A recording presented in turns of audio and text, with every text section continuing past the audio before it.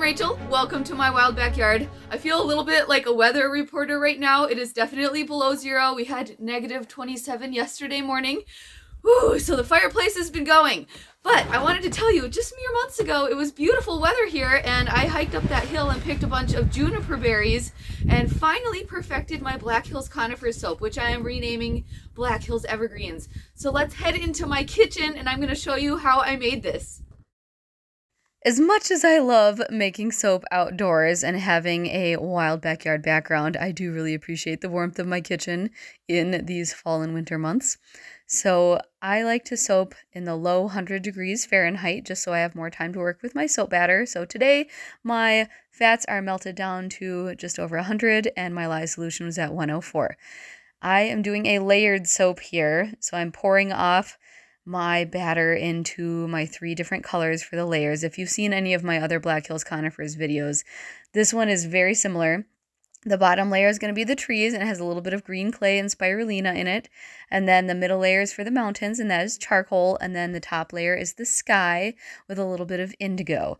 And what really makes this soap stand out and balance out the colors is these juniper berries that I'm going to put on top. So I ran up our hill again. I had made a mint and juniper video a while back on my channel where I picked the berries when they were green, but I waited until they were fully ripe this fall and picked some more when they're like a deep navy, and oh, the color just stands out beautifully and pairs nicely with the charcoal and indigo. I love it. So I picked a whole bunch of those, but I had to wear gloves because, ooh, those needles really sting if you get poked. This recipe not only looks cool with kind of like the hills scenery, which is of course iconic of the Black Hills, and if someone's trying to get a gift from the Black Hills when they're at one of our local gift shops, this is a perfect bar to get. So I do sell a lot of these. It's definitely a favorite.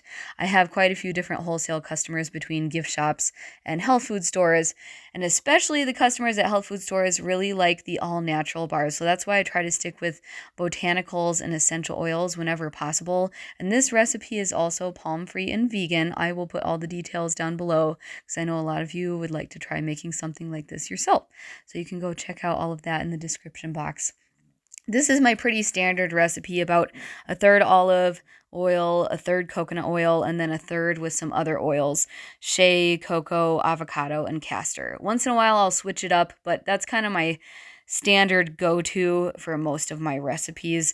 And this essential oil blend is very friendly for men and women, very calming and earthy. It's mostly Scotch pine and cedarwood with a little bit of balsam fir and juniper berries, and then sometimes I'll put a little bit of rosemary in. But lately I have been reserving my rosemary more for my country herb garden bar.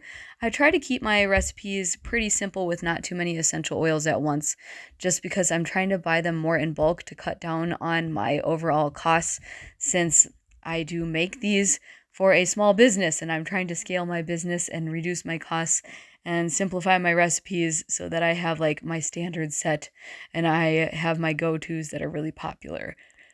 I did make a video recently, I don't know when I'm going to post it, but I will post it eventually, that shows all of my favorite soaps and bestsellers in case you're looking for some new fun ideas this year. So hopefully I will get that out soon when it's edited. The greenery on the top of these bars today that is next to the juniper berries is some dehydrated yarrow that I got out of our yard. I try to source my botanicals right from our yard as much as possible, and that's of course part of my branding with the wild backyard. But I ran out of yarrow midwinter and I still have a couple more batches I'd like to make.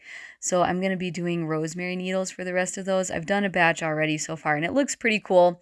Not quite the same, but still looks like that conifer evergreens style that I'm going for. And then to represent kind of our cloudy skies, we have a lot of really cool skies that can happen here because once you get from the hills to the plains, you can just see for miles. So I decided to do like a swirl with a toothpick on top, and that worked out really cool. I just love the flexibility that cold processed soap gives you to be able to customize scents, colors, designs. This is definitely one of the more fun art forms to get into, especially because it's something that's useful and consumable versus like painting or something. Otherwise, I would have run out of room on my walls already for sure. Although I did recently just start taking up crocheting, so I'm a little bit worried as I learn more the rabbit holes that is going to bring me down, but at the same time I'm pretty excited as well. Thank you guys for joining me on this video. You can hit like and leave me a comment if you want to help support my channel and help it grow, and I look forward to sharing more videos with all of you very soon. I feel like I went over this mountain layer like 10 times because it just didn't quite set up as fast as I was hoping, so that's why you see me going back and forth with the spoon a million times, waiting for it to get thick enough that it'll actually hold that hill's shape.